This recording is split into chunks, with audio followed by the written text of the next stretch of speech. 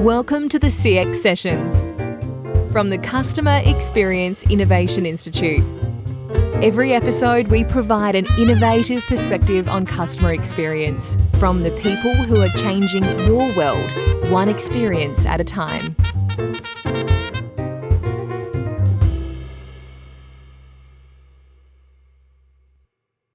Welcome back to CX Sessions from Melbourne, Australia. I'm your host, Simon Chris, and joining me today from Singapore is another Simon Burke, who is the AWS, Amazon's customer experience lead.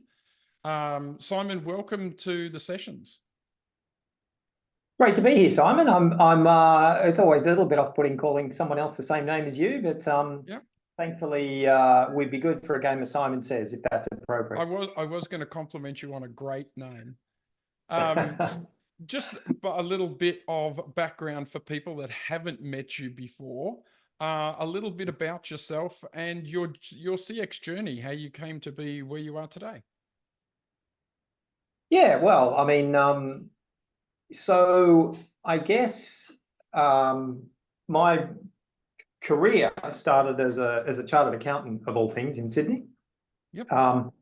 That led me to head overseas into London, work in strategy consulting. That led to helping set up the Deloitte business in Romania in the early 90s.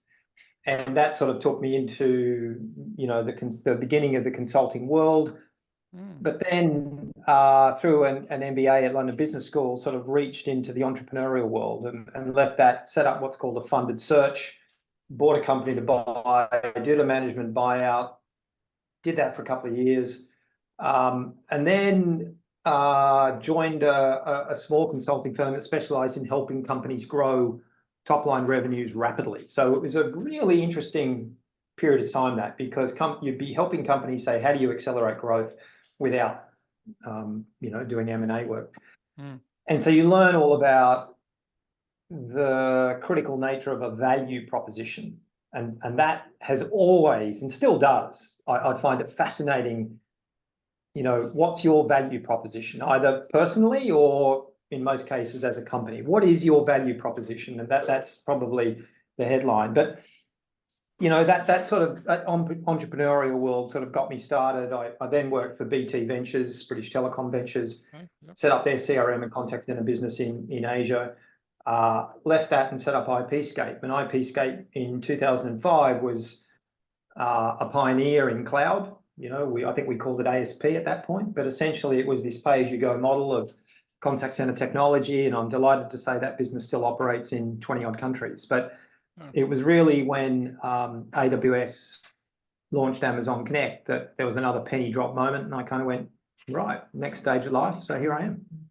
Okay, so a nice straight path into CX then, not convoluted. Yeah, no matter how many of these sessions I do, I've never come across anybody that kind of said, oh, I just left school and I decided I wanted to be in CX, or I decided I wanted to be a contact center manager or something. Everybody has a different path to get there, and I find that really kind of intriguing. What does your current role entail? What's the main drivers? So I think I never would have thought I'd join a big company, after being an entrepreneur and being a CEO, founding CEO of a startup. But I guess that's what Amazon is. It's like the closest thing to a startup business. And I think that having learned from what IPscape was doing in that cloud contact center world, when AWS launched Connect, I kind of went, wow, it's the kind of, I guess, the next iteration of the technology service. And over the 5.5 years I've been at AWS, I sort of came to Singapore to sort of launch the service here in region. And since then, I've always been involved with the same team of people, and our goal is very simple, to engage with customers and partners on helping them understand what the value proposition of Amazon Connect is, and how it helps create improved and cheaper customer experiences. So it really is that perfect B2B model. What are Yeah. some of the challenges that you're seeing in customer experience, be that B2B or B2C? Just what are you, Yeah. what are you seeing out there? Oh, it's cultural. It would, and by culture, I mean that, the wonderful thing about having worked for quite a period of time in Asia Pacific and Japan is the appreciation across, 18, 19 countries, is it? How culture around CX is entirely different between countries. Um, as an example, here in Singapore, what's interesting is you've got the Singapore government probably leading on customer experience, really aiming to kind of create amazing experiences for their customers, their consumers. And that is having a ripple effect into the commercial world, into financial services. Contrast that with, say, the Philippines, where you've got, a number of companies that have acutely defined set of values and culture around customer experience. Every single individual in some of these companies are driven by customer experience. And so the culture difference there is ultimately what allows different customers to get the most out of the technology. To be honest, pick a technology, get on with it. Go with whatever takes your fancy. I'll obviously be pushing Amazon Connect, but pick a technology, get on with it.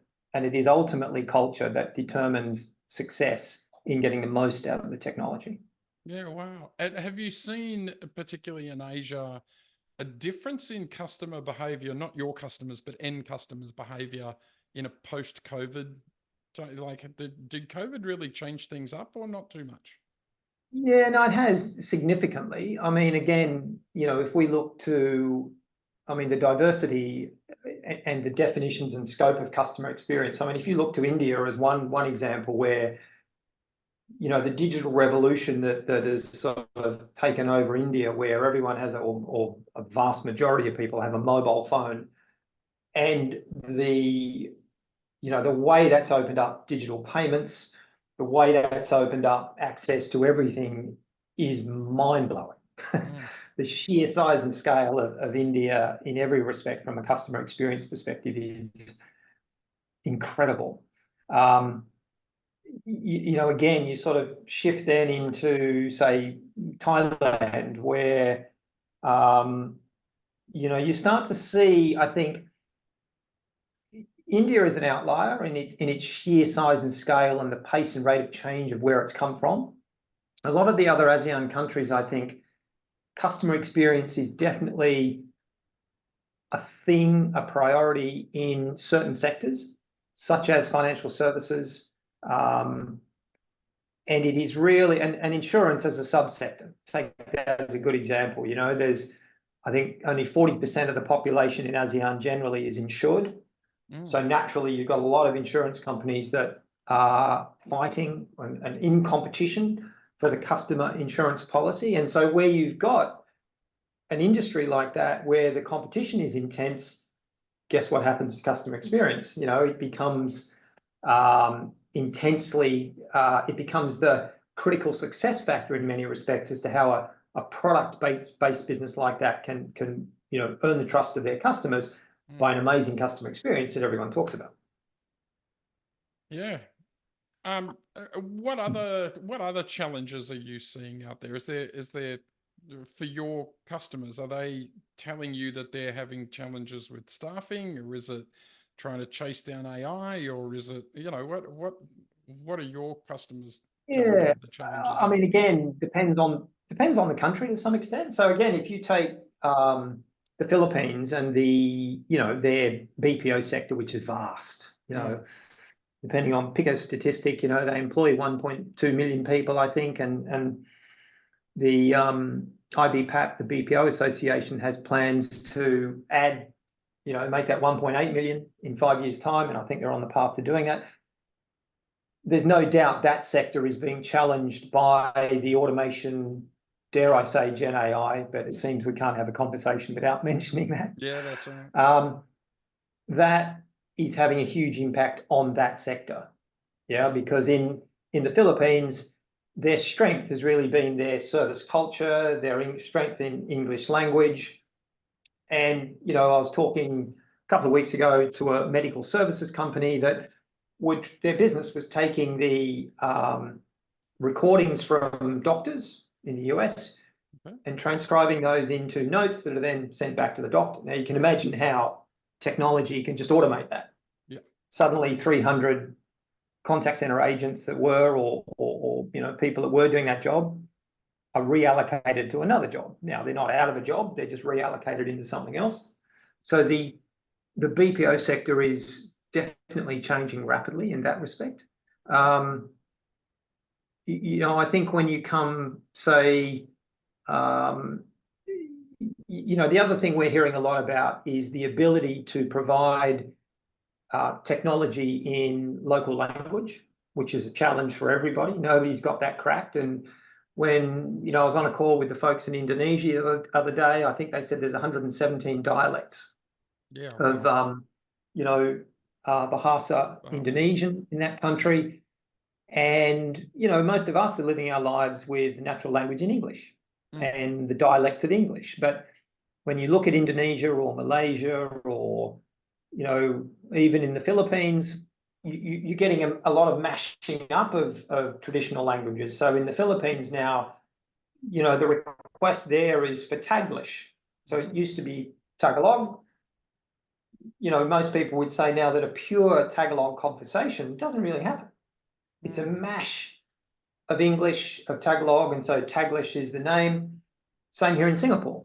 Singlish is the name that's generally given to the language requirement. And what we're seeing in technology is the language requirement is one of the speed bumps to enabling all of the Gen AI technology that is so compelling and so powerful for customer experience these days. So, and I think the third thing about the APJ, and again, we can't talk about the whole sector. We do have to, it's different for every country. Very different. But as regards Southeast Asia, I think there is there's no question of a movement towards sort of non-voice channels, and we kind of, I think everyone's that way. I you know, in the sense that the last thing you kind of want to do is pick up the phone to talk to your service provider. You'll do it via a non-voice channel because that's just how we communicate these days. So yeah, lots going on, lots that's unique, I think, to Asia. And I think I do tend to feel that maybe compared to some of the other Western countries, that the ASEAN countries or the Asian countries are almost leapfrogging sort of some of the Western countries in their ability to use non-voice channels really effectively and use the mobile app as the way to communicate and interact and get self-service done. So it is a vibrant, exciting place to be, and I think one that is definitely, we're seeing leadership in all sorts of ways. And the non-voice across Asia is very different. You know, for those listeners that are predominantly Australian based or the US based, UK based, the difference of apps that are used, you know, like if you're in Hong Kong, you're on WhatsApp. If you're in China, you're in WeChat. If you're in, you know, South Korea, you're on, you know, whatever they use. And then in Japan, it's Line, you know. So all of those things, are you seeing people trying to stand up services in all of those, or are they just picking one or two? And what are they doing about channel parity? You know, if you can do it on the phone, you can do it in the app type thing. Yeah. So yeah, we're seeing all of that. I mean, essentially, I think that so WhatsApp is really becoming a channel that a lot of small and medium-sized enterprises are using as the standard interaction platform. You know, if I go and get a haircut, I will talk to the barber shop that I use. It's all done through WhatsApp. If I make a doctor's appointment, it's done through WhatsApp. So, you know, I think for small and medium-sized enterprises, the WhatsApp, the Lines, the Vibers, you know, whatever it is in the country that's being used is the primary channel of communication. And again, it sort of plays to that fact that while it's possible to call them through the voice channel, in most cases people are doing it through non-voice. Certainly for the large enterprise, whether they're banks or insurance companies, this again overused word of omni-channel. Omni-channel is now becoming, I think, it's absolutely reality, but the parity aspect you mentioned is quite right. You can now design the same flow for the voice call that you do for the chat environment, that you do for the in-app calling. And it just means that you're getting consistency of experience across all three. And I always used to think that, oh, well, how do you do that? Because the chat's very different to the voice. But once you see it in practice, you can start to see how that parity, as you call it, is important for brand. It is important for consistency. And I think it just helps customers know that, whatever channel they choose, and hopefully they're going to get the same consistent experience. Yeah, I think it helps with channel adoption too, because there's nothing worse than jumping on, a newly launched WhatsApp or even just a web chat or whatever. You get 3/4 of the way through what you're trying to do, and the agent says, "Oh, I'm really sorry, to do that or to take payment, oh, you have to call the call center," and so customers just learn really early not to do that.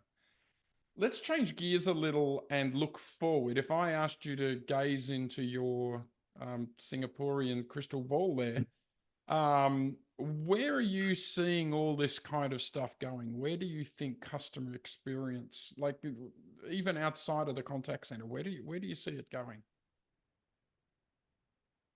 So it's a timely question, because we were talking to a company this morning who's a leader in customer experience in the telco field in one of the Asian telcos.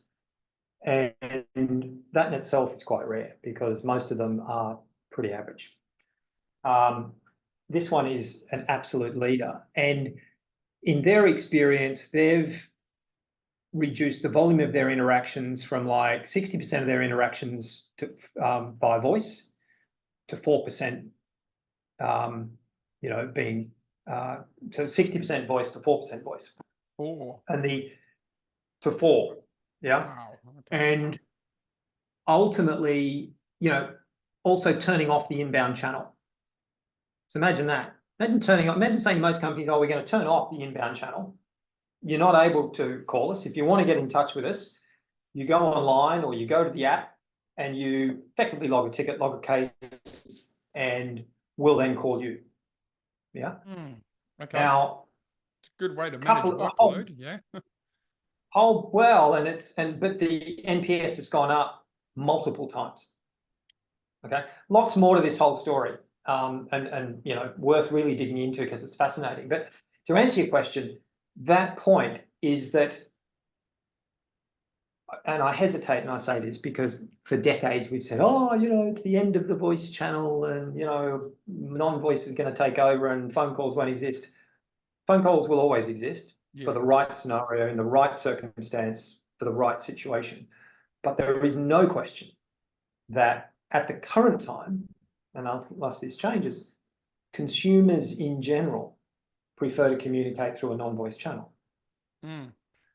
And the non-voice channel, it's easier to capture the data aspect of that. Whereas if I'm on a phone call and I'm trying to get an accurate transcription of that call to then do all the magic that comes with cloud contact centers these days, it's much harder. I might be on a bus, I might be in a noisy place, I might have limited signal, I might be speaking in a strange dialect, or I might just be mumbling. All sorts of things cause a problem with the voice channel. Whereas if I'm chatting, the accuracy of, what I'm looking for, who I am, all those challenges of identity, authentication, who you are, all the personalization, you can just do that so much faster and simpler in a non-voice channel.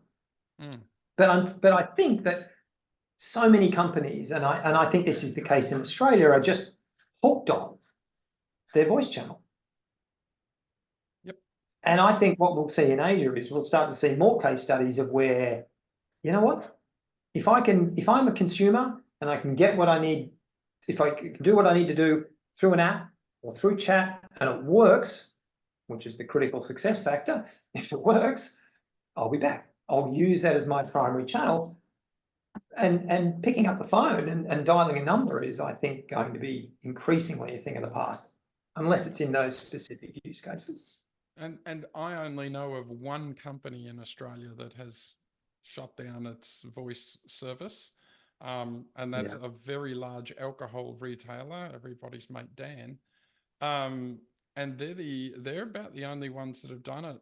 You know, there's a couple of airlines in the US, but you know, nothing like, I think a lot of this type of innovation is as necessity is coming out of what was the old brick, you know, the Brazils and Indias and Chinas and whatnots of the world are kind of going to leapfrog over a little bit for sure. What about AI? You know, we can't have a conversation without it. Big impact, medium impact. People still very tender about it in Asia. Everyone's tender about it. Yes, there's lots of predictions. Yes, it's, you know, cataclysmic. Yes, all these things. But I mean, yeah, there's no question it's huge impact. I mean, you know, I was talking to one of my colleagues yesterday. I think, you know what? I think we can say contact centers are back. You know, we can be the exciting thing at the party again, like we used to be. which is you know, me just reminiscing. But no, AI, whatever you want to call it, Gen AI, artificial intelligence. I mean, ultimately, this is what cloud has done, is allow us to access data. Yeah. And when you can access data, then not only can you understand who the customer is, why they're calling. You know, this is kind of what Amazon does really well in its retail business, is it kind of predicts why you're calling or getting in touch. And so the way that you use Amazon on the mobile app is, you know, it's kind of 5 options there for you, and they know who you are. They pretty much know why you're calling, and so you know, that ability to simplify the customer experience and make it easier is a good example there. Now, that's not the case for every industry and every use case. I get that, but you know, only this morning we were just demonstrating how generative AI can automate 100% of agent performance in the contact center. Now, for years, you know, a quality manager would do a random sample of voice calls and get a limited insight, and it's always historic. Yeah. Hopeless. You know, now it's almost real time. It's 100%. Yeah.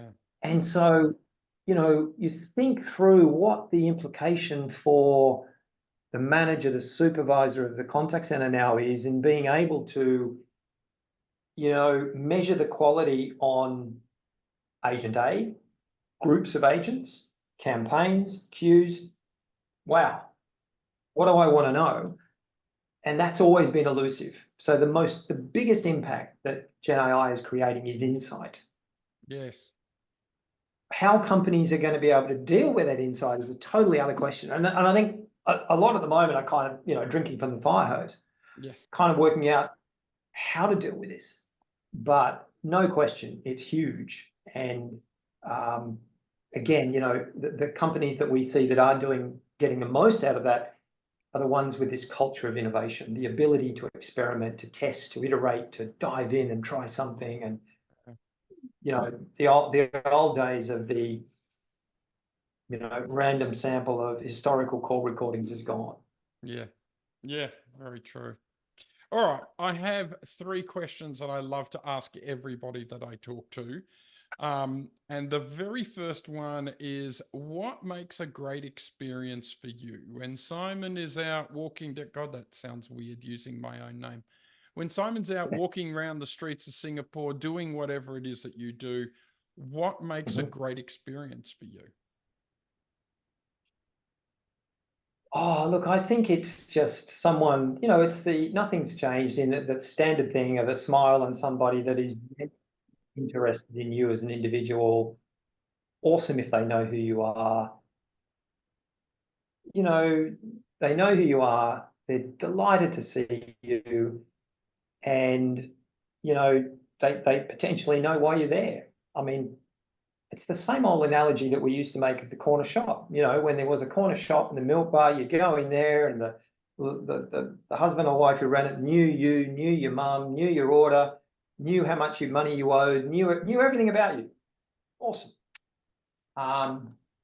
For me personally, I love a great customer experience, and in that scenario, that's me walking around Singapore, you know, doing what we do. But in terms of a corporate or engagement world, it really is a seamless experience where I don't need to talk to a human until I do. Yeah. And when you do, you do. Yeah. When I do, I do. Exactly. Don't put me in a queue. Don't have me, you know, all of that. But anyway, let's not get into IDRs. But yeah. And it's funny that you talk about that shop. Early in my book, I relate a very similar thing of a memory of a kid, as a kid going with my mum to the butcher shop. And that Yeah. butcher knew everything about our family, like which cuts of meat my dad preferred, and even Yeah. down to how cheeky he could be with her, you know, in Yeah. the kind of flirtatious ways. And you know, it was a true customer relationship. The second one is, if you could go back in time and you know, meet your younger self, what kind of advice would you give yourself, either about your career or about customer experience? I would definitely be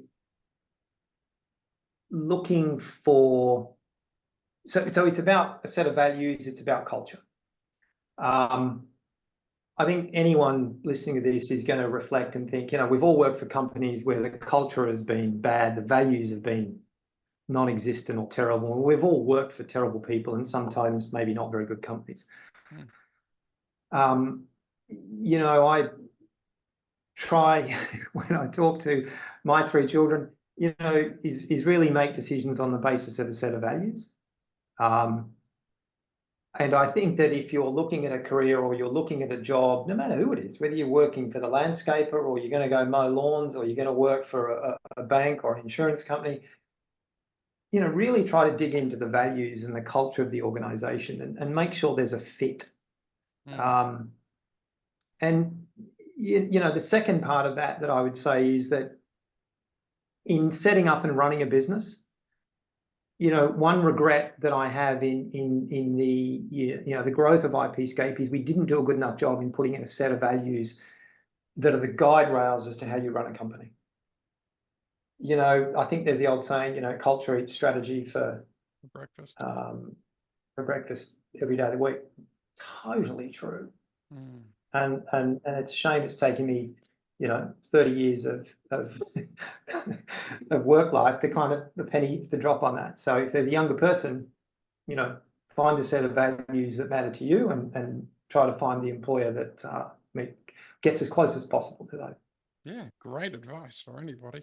All right, the third one, the last one is, what book are you reading or podcast are you listening to or movie watching? You know, I don't know. What are you binging? Yeah. Just what is influencing you right now? Well, I feel like I'm with everybody else here, aren't I? But, you know, the rest is history. You know, the podcast by those two British fellas. I mean, brilliant, loving that. And the second thing is, every now and then, usually kind of, you know, maybe just before I go to bed, I'm reading this book about fungus called yeah, The Entangled Life. And it is remarkable how lichen, mushrooms, the mycelium network, how all of that interconnection operates below ground or in the air. And it's just stunning, absolutely enthralling in terms of how things like, you know, truffles are made and why do dogs dig up truffles and how fungus operates. It's incredible. Highly recommended. Wow. Yeah, look, I'd be interested in anything that got me more truffles. So absolutely. Yeah, you know, well, it's an amazing book. Simon, this has been fantastic and really interesting. Thank you so much. I also love that, you know, this industry takes a Sydney boy and takes him to Romania and London and Singapore and all around the world.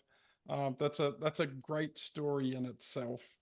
I'm sure we'll catch up again, but for now, thanks for being on Sessions. Great, Simon. Thanks so much for having me. I really enjoyed it. No problem. We'll chat soon. That's it for this session. Let us know what you think or recommend someone for a future session at cxii.com.au. This podcast is brought to you by the Customer Experience Innovation Institute.